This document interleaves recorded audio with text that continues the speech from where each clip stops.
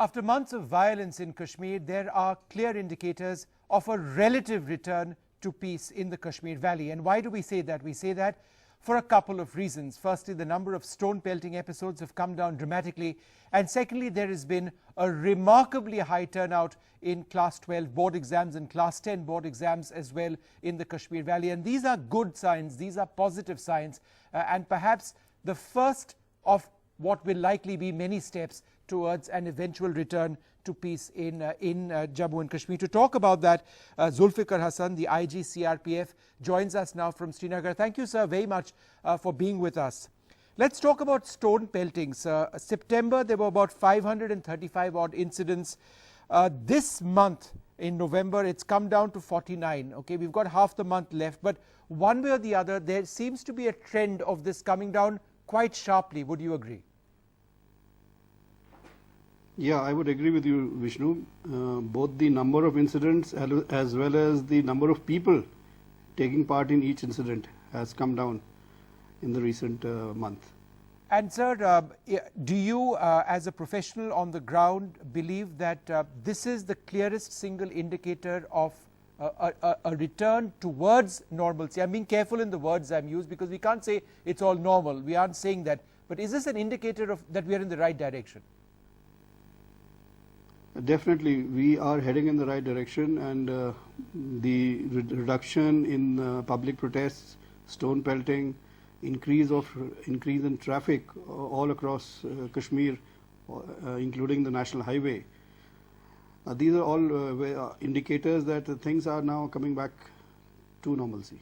Now, what you've done along with the police and the army in the last over the last couple of months is you have reasserted your presence in some of the areas where there has been a great deal of protest and stone pelting in the last couple of months. Is the fact that you have a larger presence in some of the most disturbed areas now directly contributing to this peace that we are seeing? Right. We've been, in the last 3 months, a lot of forces have also been inducted from outside to help the CRP, which was already here. And with a great amount of forces, we've been able to reach out to almost all parts of Kashmir. We've been able to provide a sense of security to the people and also to arrest the people who are creating trouble.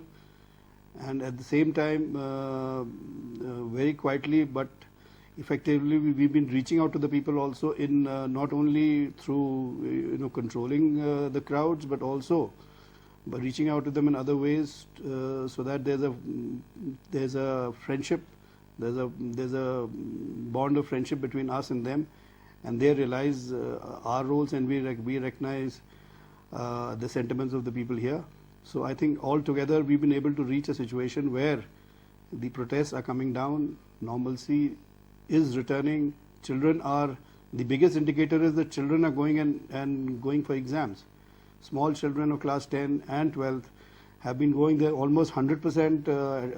Today it was almost 100% in schools, the attendance for exams, and not a single child had to suffer any sort of threat.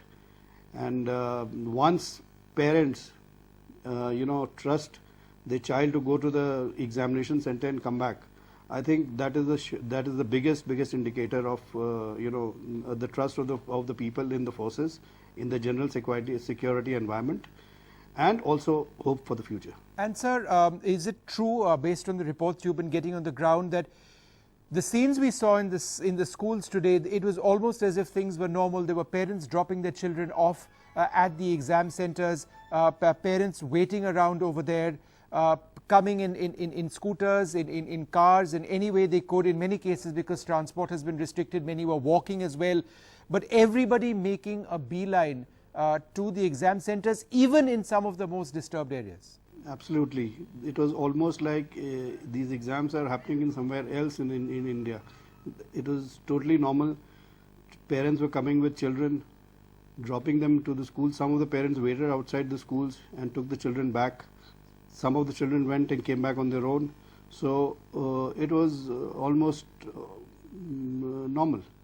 And sir, this comes despite the fact that there have been more than 30 instances of schools being burnt in Jammu and Kashmir, in Kashmir primarily. Are you any closer to finding out who was responsible for that? The Jammu and Kashmir police has arrested a large number of people who were responsible for burning these schools, and they are currently now in jail. So that has also had a very great effect on restoring the confidence of the students and the parents in the schools.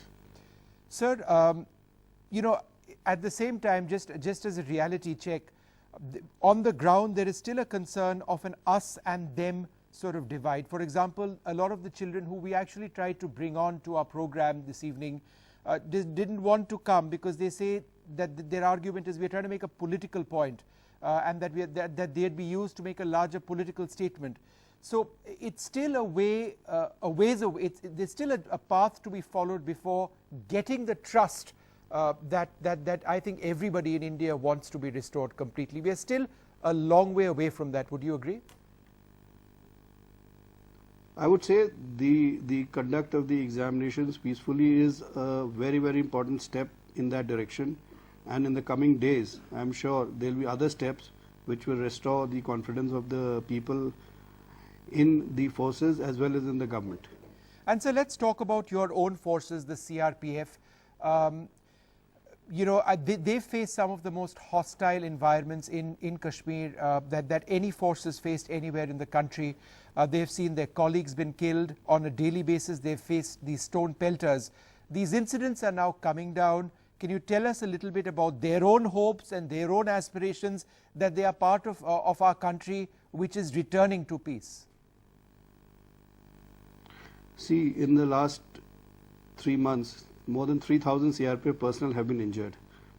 They have exercised the utmost of restraint in dealing with the protesters, and the CRPF is now geared towards bigger challenges, other challenges apart from law and order, like militancy, which is one of our biggest challenges right now.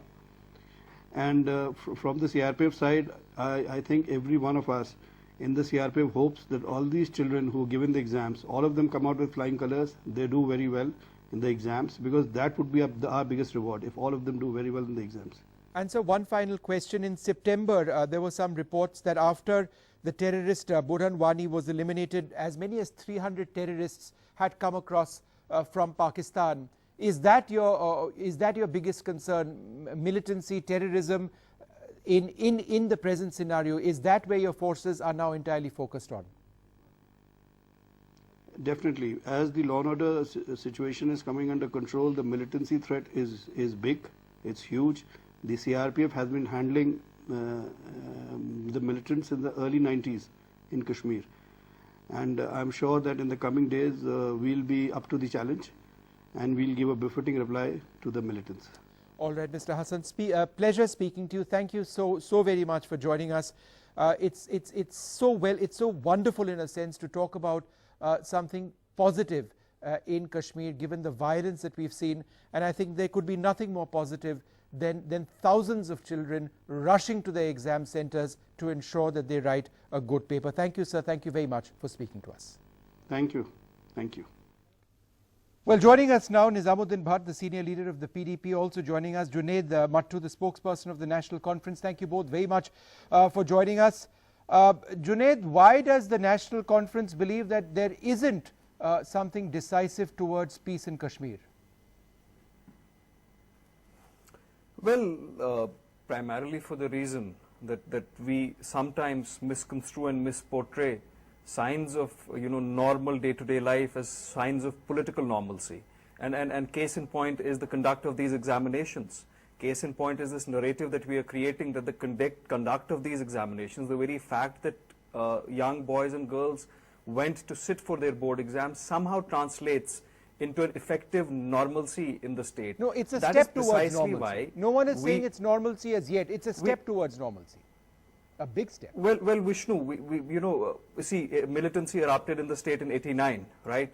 And there has been participation in board examinations for all those years of militancy. If those were steps towards normalcy, then we started taking those steps in '89 and started taking them twice a year. We should have been normal by '95. We were not. Except this was the worst. For somebody who lives in Kashmir, I am a child of the '90s. In a long time. But let me finish, Vishnu. Yes, but let me finish. we are very glad that these children could put politics aside and sit for their board exams. We have repeatedly said it should not be politicized either by the Hurriyat or by the mainstream media or the mainstream But you are politics, politicizing it. Political parties. Absolutely not. We have asked the Hurriyat to leave education out of their political agenda, and we've asked So the this is government just as about well as children all taking mainstream exams. parties and mainstream media to leave it out. This is just about children taking exams. Children have taken exams. then in where does worst the question phases of militancy, politics and arise? rightly so. It's a step But the towards question of normalcy is politics all we're arises saying. when, you know, the question of politics arises when the union minister of this country says that this is a surgical strike against the separatists. And that's problematic, Vishnu. If you call 16-year-old kids going to sit for their 10th and 12th board exams combatants who have carried out a surgical strike against the separatists, you are not only putting their life in harm's It's way, not that- you okay, are fair also enough. again trying to politicize the whole issue. Nizamuddin Bhatt, was that statement, and there have been a couple of statements from the Home Minister, from the Defence Minister as well. Are these political statements necessary at all? Let's just accept that it's normal people wanting to hopefully live normal lives. Isn't that what this should be all about?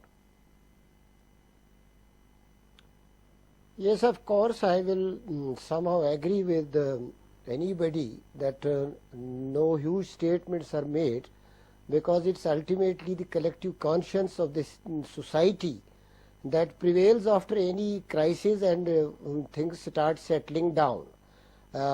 Maybe certain statements are given out of some hope that the things are going into positive direction, and maybe some statements are made out of excitement that finally now we are So, in Mr. a Bhatt, right are things direction. returning to normal? But at times these are unwarranted. But once a home minister or a defense minister makes a statement, they will have their own assessment of the situation and their own mindset to talk about. We as a society in Kashmir are happy that things have started settling down.